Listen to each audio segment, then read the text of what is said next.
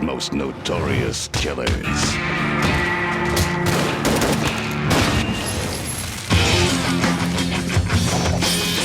The Collector. Tarantula. Hi, I'm Alex Azoon-Kobe, and I recently got a chance to get my hands on Wet, Bethesda's upcoming, over-the-top, bloodthirsty third-person shooter. Ruby.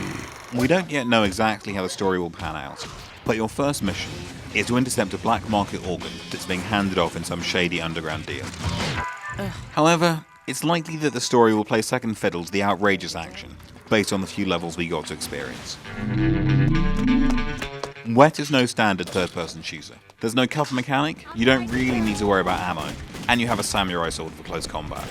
As the tutorial explains, the point of each level is not just to get to the end, but to leave a bloody trail of corpses in your wake, and to dispatch enemies in as stylish a manner as possible.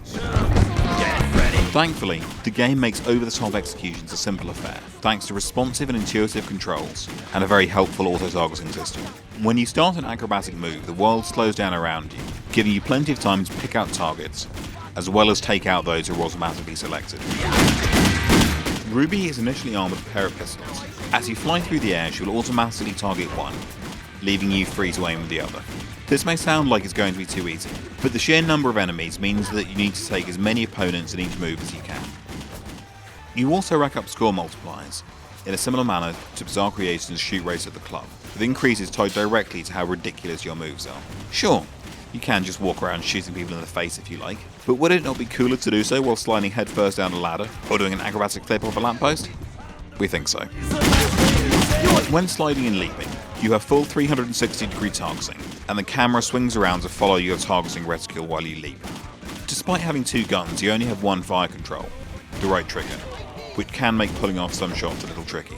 You need to be sure that your targeting reticule passes over your target at the moment that gun is about to fire. This is rarely a problem though, as you have a rapid rate of fire, even with the slow-mo. Hitting X while running will cause Ruby to whip out her sword and slash at the nearest enemy, and later in the game this can be worked into acrobatic combos to chain ever more impressive stunts together, letting you swipe as you fly through the air or leap up from knee slides. However, all of that is just Wet's bread and butter action. Ruby has a few other tricks up her sleeves if our demo is anything to go by.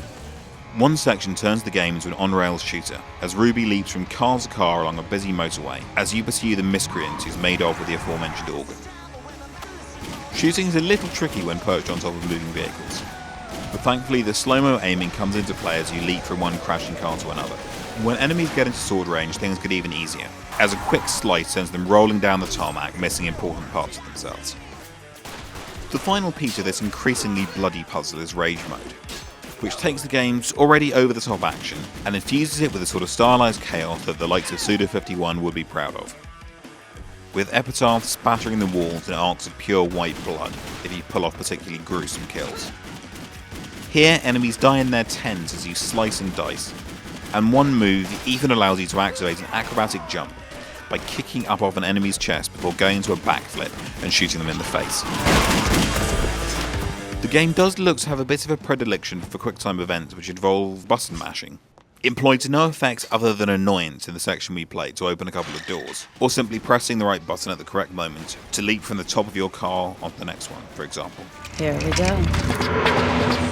Wet is shaping up to be a bloody, stylish and fun take on the shooter, infusing it with 70s shtick and a blend of the best blood-drenched silliness from the likes of Tarantino and Suda51. Eliza Dushku's been lined up to voice Ruby in the final game, with other voices being provided by the likes of Malcolm McDowell and Alan Cumming, so expect to see a fair few cutscenes showcasing their vocal talents as the increasingly ridiculous story comes to its conclusion. We're going to be keeping a very close eye on Ruby over the coming months, so keep it tuned to GameSpot as autumn approaches. And live to tell about it.